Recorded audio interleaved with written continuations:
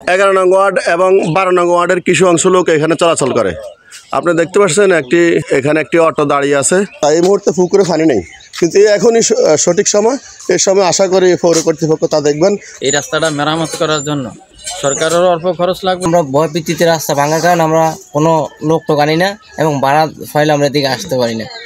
আসসালামু আলাইকুম সম্মানিত দর্শক, আপনাদেরকে জানাচ্ছি একটি অত্যন্ত বিপজ্জনক সংবাদ, যেটা আসলে আপনারা দেখতে পাচ্ছেন হাজীগঞ্জ পৌর 11 নং ওয়ার্ড রান্দুরিমারা চৌধুরীবাড়ির যে রাস্তাটি, অর্থাৎ চৌধুরীবাড়ি থেকে রামগঞ্জ হাজীগঞ্জ মহাসড়কের পর্যন্ত রাস্তাটি।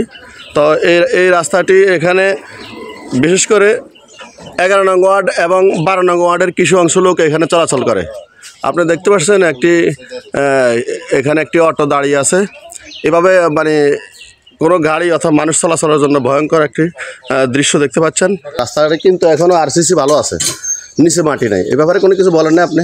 অনেকবার বলা হয়েছে পৌরসভা, অনেকবার বলছি, বলার পরে বলছে যে এখন তো কোনো সরকার নাই, কাউন্সিলর নাই, মেয়র নাই, বরাদ্দ নাই, এই জন্য কাজটা হচ্ছে না। তারপরও ভালো করে যদি বাড়ির সবাই যায় যোগাযোগ করলে অবশ্যই পৌরসভা থেকে একটা ব্যবস্থা নিবে।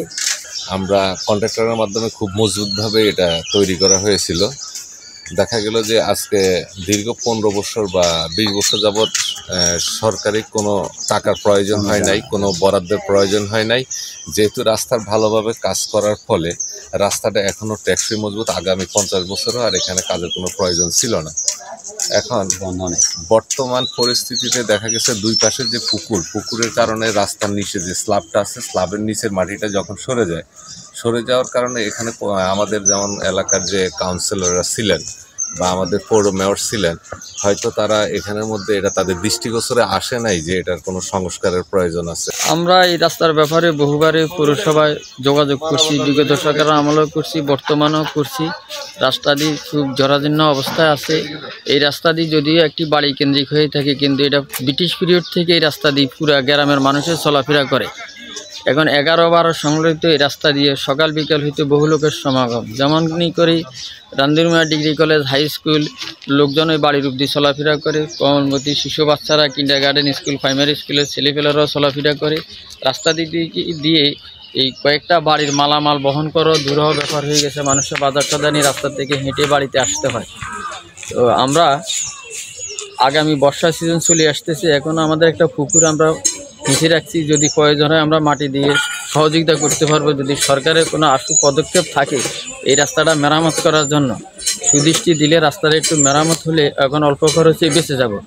সরকারেরও অল্প খরচ লাগবে, এলাকার মানুষেরও সহযোগিতা হবে। আমাদের সাবেক কাউন্সিলর সাদেকও অনেকবার এটা নিয়ে আলাপ আলোচনা করা হয়েছে পৌরসভা মেয়র সাহেবের সাথে। মেয়র সাহেব বলছে যে পানির গেলে শুকনোর মৌসুম হলে কাজটা চলমান হবে।